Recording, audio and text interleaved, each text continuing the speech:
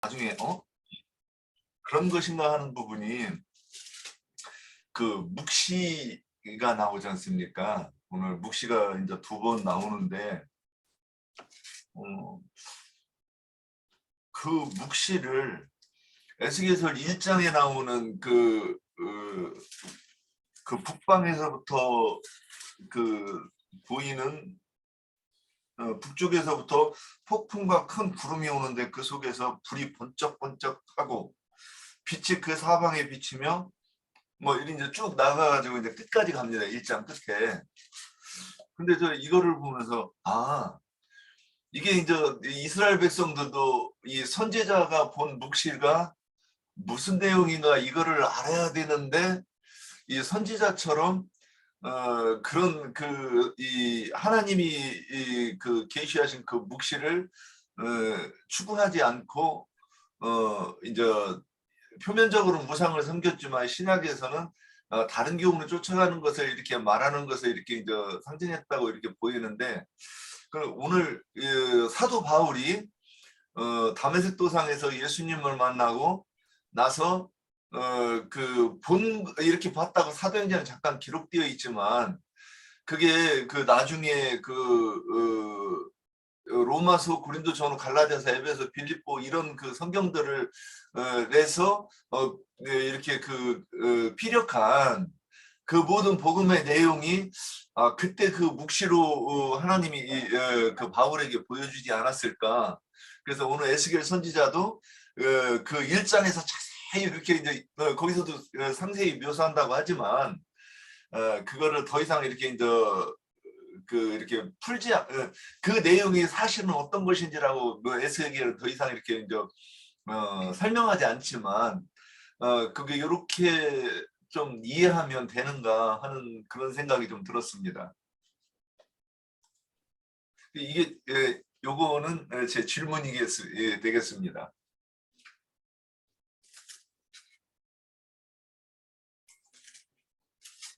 이상입니다. 예, 저는 아까 우리 윤형님과 홍형님도 잘 증거를 해주셨는데 같이 이제 우리 아까 이나자매님도 얘기하셨고 그 19절에 보면은 은을 거리에 던지며 금을 우물같이 여기리니 이는 여호와 내가 진노를 내리는 날에 은과 금이 등이 그들을 건지지 못하며 이렇게 이제 말씀을 이어나가는데 오늘날 그 기독교가 예수님의 은혜와 하나님의 그 신성인 금을 정말 잊어버렸죠. 그들이 시작은 참 은혜의 복음을 잘 선포를 했는데 이제 어떤 그 열매가 맺을 그런 시기에는 열매가 없는 정말 지금 세상 사람들이 그 예배당 다니는 사람들 죽으면 천당 간다고 하는 그런 복음이 얼마나 변질된 거고 오히려 세상 사람들의 비난거리가 됐어요.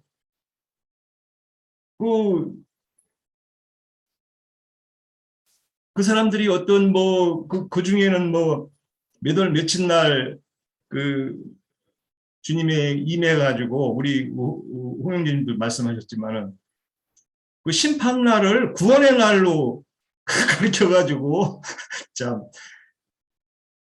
이 복음이 얼마나 이렇게 변질되고 그 이상들이 없는 그런 오늘의 그 실태가 기독교의 그 실상이 또 이제 그 가증한 우상과 미운 물건이 이제 이렇게 증거가 되고 있는데 주님도 얘기했죠. 다니엘 그 예언을 가지고 거룩한 곳에 미운 가증한 것이 보일 때는 도망가라 이렇게 얘기했는데 그 예배당 다니는 사람들 그걸 생각하고 예배당이 그 거룩한 곳인데 가증한 것이 섰다는 것이 좀 보여야 되고 그걸 주님이 무슨 말을 그렇게 하셨는지를 좀 생각을 하면 오늘날 예배당에서 다니다가 잘 먹고 잘 살다가 죽으면 천당 가고 그러면서 그분들 증거하는 사람들 그래요.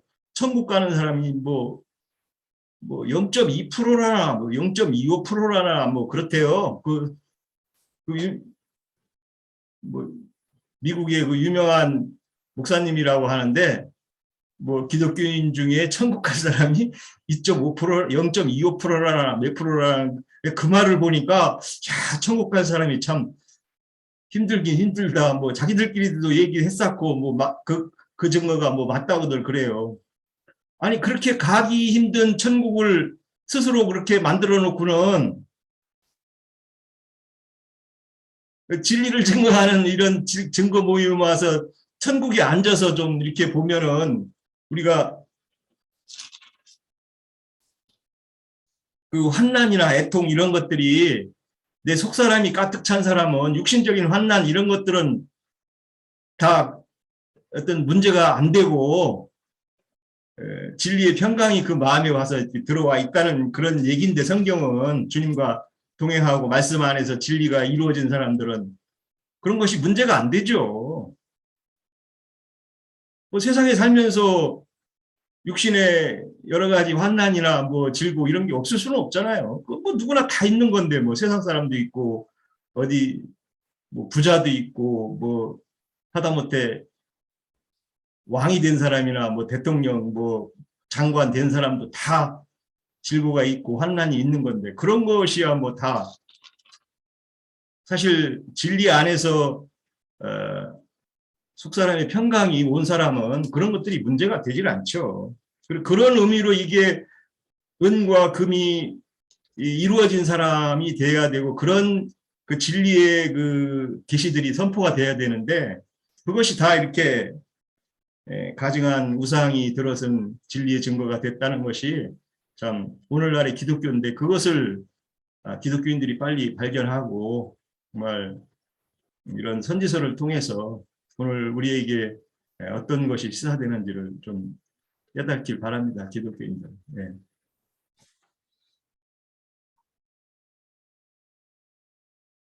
뭐 형제님 저 뭐 묵시에 대해서 여쭤본 것 같은데 뭐 답변 주실 거 없으신가요? 형제들이 답변할 수 있으면 했으면. 묵시라는 게 결국에는 보여주는 거거든요. 그게 내가 금방은 이제 한자를 찾아봤는데 결국에는 잠잠할 묵 보일 시 이렇더라고요. 그러면 이제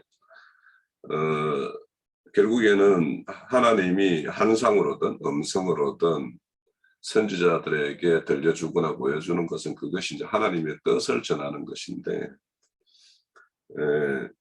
지금 이제 선지자로 통해서 지금 말씀을 선포하고 있죠. 앞에서는 이제 행위로서 이제 하나님의 뜻을 전했고 지금 이제 7장에서는 하나님에 의해서 선지자에게 이런 말씀을 선포하고 있는 것인데 결국에는 이 심판의 결과라는 게 현상적으로는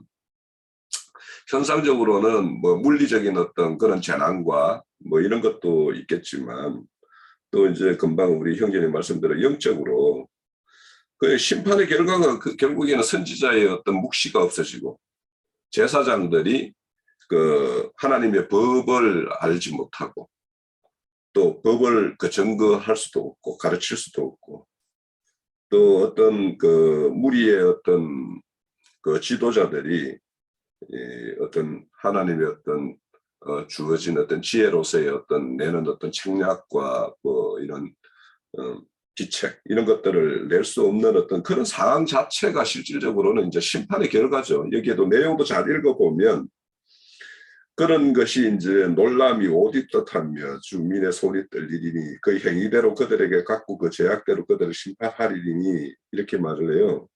그러니까 이런 자체가 하나님이 이런 것을 다 보여주셔야 되고 일러주셔야 되고 하는 것들인데 이런 것들이 거두었다라는 것 자체가 여기 위에 보면은 내가 그들에게 얼굴을 이렇게 내가 거둔다라는 말씀이 어디 있는데 22절에 보면 내가 또 내 얼굴을 그들에게 돌이키리니 그러니까 내가 하나님의 얼굴이라는 것은 하나님의 어떤 영광의 모습이고 또 하나님이 그들을 보호하는 어떤 감찰하고 보호하는 어떤 이런 의미가 있는데 그들을 이렇게 지켜보고 이렇게 감찰하고 다스렸던 어떤 그런 얼굴을 딱 거둔다라는 것 자체가 결국에는 26절에서 이런 어떤 선지자의 묵시가 없어지고 이런 것과 이제 이렇게 직접 연결이 되는 것 같아요. 그래서 지금 이제 앞서서 이제 그 1장에서 선지자에게 보여줬던 거는 무시무시한 환상이라는 것은 그 하나님의 어떤 영광이 결국에는 8장에서 이렇게 보면은 예루살렘의 어떤 성전에 있는 그 영광이 동편으로 이렇게 11장에 가면 떠나는 어떤 모습으로 나타나요. 그러니까 그 예루살렘에 있어야 될 걸로 생각했던 그 하나님이 포로지에 이렇게 찾아오셨다라는 것은 선지자의 어떤 그 기존의 어떤 생각이 하나님은 예루살렘 성에서 이스라엘만 다스리는 어떤 그런 하나님으로 이렇게 보았다라면 이제는 하나님이 온 우주 만물을 이렇게 다스리는 어떤 하나님이고 언제 어디서나 하나님이 편재하고 계신다라는 그런 하나님으로 이제 선지자 에스겔은 깨우침이 되었을 것 같고 그런데 여전히 이제 그런 하나님. 그래서 지금 여기에 보면은 선지자의 묵시가 없다라는 거는 결국에는 그 당시에는 그러면 그 자리에 누가 있었을까? 거짓 선지자가 자리 잡고 있었겠죠. 거기에는 오히려 거짓 제사장이 자리 잡고 있었을 것이고 또 여기에 이제 뭐 10장의 어떤 말씀은 여러 가지로 이제 그 10절에 보면은 이 몽둥이가 꽃이 피고 교만이 싹이 났도다 하는 거는 우리가 흔히 이제 몽둥이 하면 이제 그 이스라엘을 체벌하는 어떤 그런 아수르나 바벨론이나 이런 어떤 주변 다메섹 왕국이나 이런 나라들을 이제 이렇게 생각할 수도 있는데 저는 이게 이제 조금 10절하고 11절이 약간은 달려 보여요. 그러니까 10절에는 이스라엘의 어떤 실상이 이와 같이 교만과 교만이라는 것과 몽둥이라는 것이 결국에는 하나님의 심판을 불러오는 어떤 그런 건데 그들의 어떤 교만을 더 제약된 몽둥이 11절의 포악 이런 것들을 일으켜가지고 이렇게 심판하시는 모습으로 이렇게 저는 이제 이렇게 좀 보였는데 그 관련된 구절로 보면 이제 뭐 간주들을 찾아가서 보면 아수르가 몽둥이로 쓰고 뭐 이런 걸로 이제 뭐 말씀을 해요. 물론 이제 그 이스라엘을 다스리려면 주변 강대국이 힘을 이렇게 비축해가지고 뭔가 이런 것이 있어야 되는 것이니까 그들이 이제 꽃이 피고 세력을 확장하고 뭐 이런 뜻일 수도 있겠다 싶기는 합니다. 그래서 이제 그런 어떤 것들을 선지자들은 이미 에스겔 선지자는 이런 하나님의 어떤 계시와 묵시를 받아가지고 이렇게 선포를 하지만 현재 이스라엘의 그 예루살렘에 남아있는 그들에게 남아있는 선지자나 제사장 장로들은 이런 것들이 다 굳어진 상태다라고 이렇게 말씀하고 있는 듯해요. 그래서 뭐 묵시라는 거는 그때그때마다 하나님이 상황에 따라서 필요한 어떤 묵시를 주는 것인데 이들에게는 그런 것이 다 거두어졌다라는 것은 심판받을 수밖에 없는 어떤 실상임을 다시 한번 이렇게 확정하는 말씀이라고 그렇게 보입니다.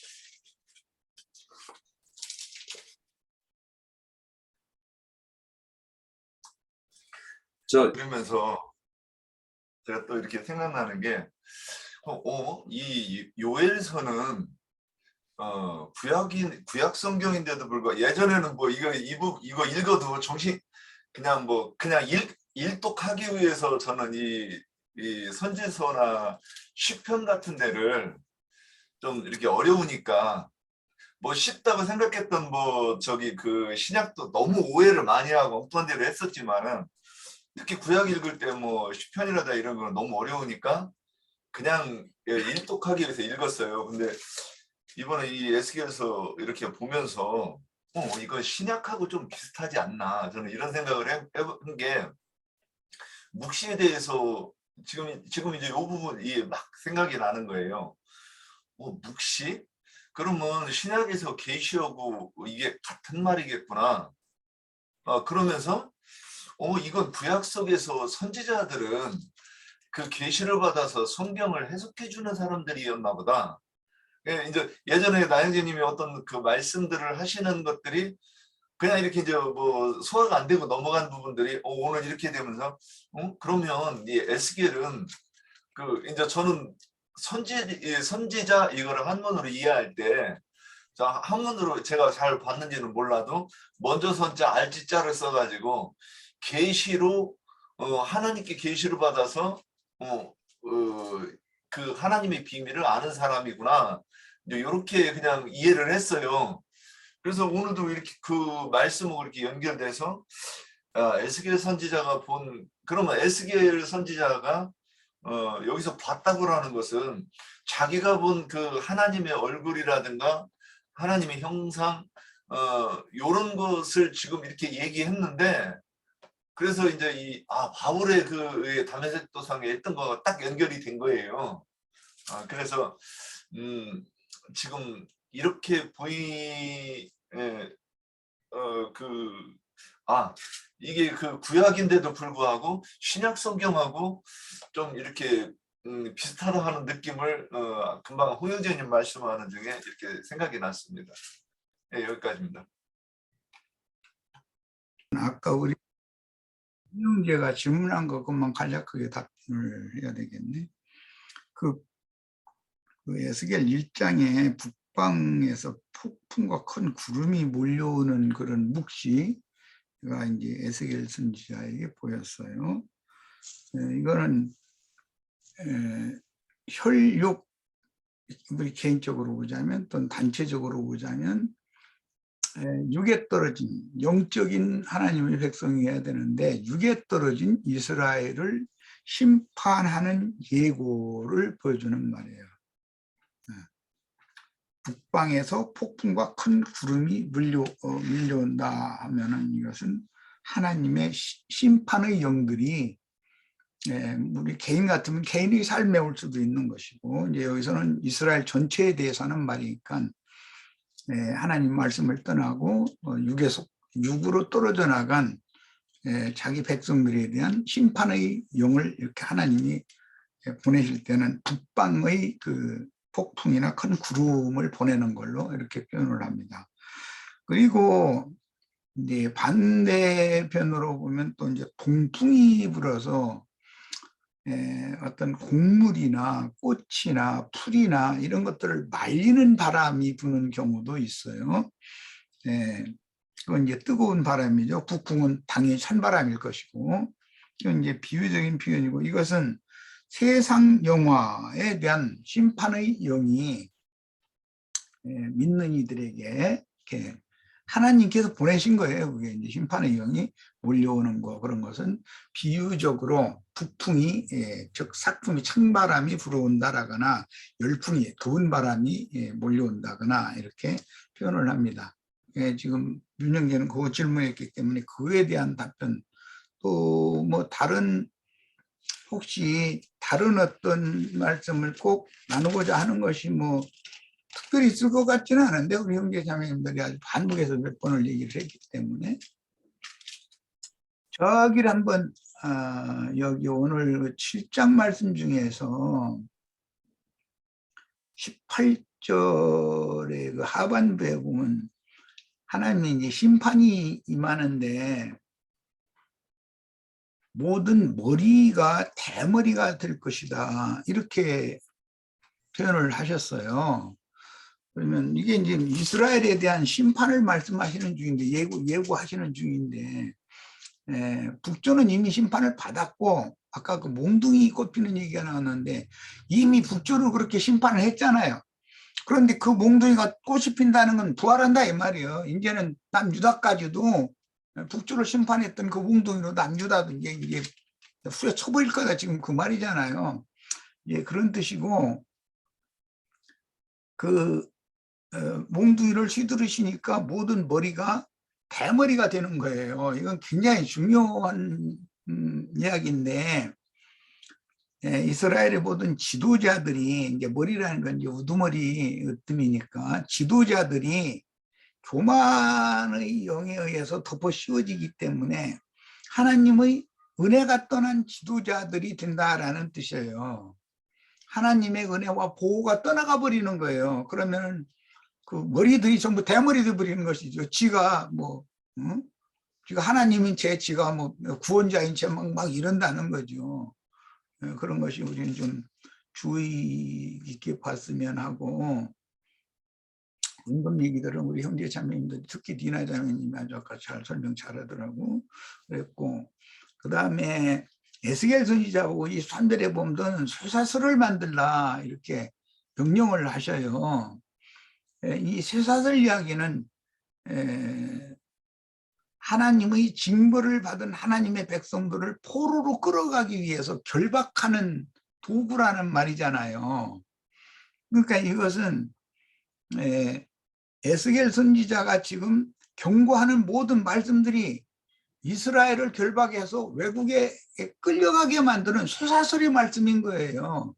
이런 개념을 이해를 해야 계시록 20장에 보면 주님께서 쇠사슬을 가지고 내려와가지고 마귀를 그냥 결박해서 부정에다 가둬놓는다고 이런 얘기가 하면 이게 뭔 뜻인가를 구약 성경을 알면 아 이건 이런 의미다라는 걸 알 수가 있잖아요. 우리들도 개인적으로 봐도 어떤 인생사를 평탄하게 무난하게 이렇게 지내다가 교만과 그 하나님의 뜻을 자꾸 거슬리는 짓을 한 번, 두 번 경고를 해도 못 알아듣고 반복하고 제 길로 자꾸 가려고 그럴 때는 뭔가 길이 자꾸 막히는 것을 본인이 삶에서도 알거든요. 애써서 하는데 그 일이 자꾸 안 이루어지는 거예요. 자꾸 막히죠. 그럼 이제 방향을 이제 바꿔서 다른 방향으로 애써서 이제 가보면 또 거기 얼마 안 가면 거기가 탁 막혀버리거든요. 그럼 아 이것도 하나님 뜻이 아닌가 하고 이제 둔한 사람이 이제 이렇게 당하는 건데 사방을 다 헤매도 길이 없을 때 그때 딱 나타나가지고 힘센 자가 나타나가지고 나를 꼼짝달싹 못하게 하고 딱 묶어버리거든요. 결박하거든요. 그리고 그분이 원하는 곳으로 딱 끌고 가는 것을 우리 인생에서 경험들 다 하셨을 거예요. 내가 지금 뭔 말하는지 이 말 못 알아듣으면 나도 더 이상 어떻게 설명할 수도 없는 일이고 그것이 하나님이 우리를 구원하는 방법이라는 거예요. 구원하는 방법이 사실은 내 개인으로 볼 때는 죽을 지경을 만났고 이제는 더 이상은 살 수 없다 싶어서 뭐 좋지 않은 생각도 하고 형제들이 그런 내가 지금 하는 말 좋지 않은 생각했다는 말이 뭔 말인지 알 거예요. 그런 생각 뭐 몇 번 안 해본 분들은 아마 없을 거예요. 아이고 내가 이렇게 계속 살 필요가 뭐가 있을까 이러고 그냥 좌절이 극에 달하면 그렇게 되거든요. 그건 왜냐하면 아직도 육적 자아가 하나님의 뜻과 부딪히기 때문에 그런 데까지 가는 거거든. 그런데 죽게도 안 해. 죽고 싶으나 죽지도 못하겠나. 계시록에 보면 그게 뭔 말인지 알 거야 아마. 죽여주지도 않아. 그냥 각 죽어버렸으면 이제 모든 게 해결될 것 같은 막 그런 미혹이 막 오거든요. 죽으면 해결이 다 된다. 모든 게 다 끝내버리고 싶다. 이런 것을 막 그냥 하는 것은 인생에 몇 번은 다 경험을 하게 마련이에요. 그런데 그렇다고 해서 하나님이 죽게도 않으신다는 거예요. 그러고서는 온갖 살짝 못하게 하거든. 이렇게도 못하고 저렇게도 못하고 뭐 세상 말로 뭐 빼박이라고 해서 빼도 박도 못하고 막 움직일 수가 없게 만들어 버리거든. 그러고 나서는 나를 딱 결박해가지고 당신이 원하는 것으로 딱 데려가면 한참 간다면서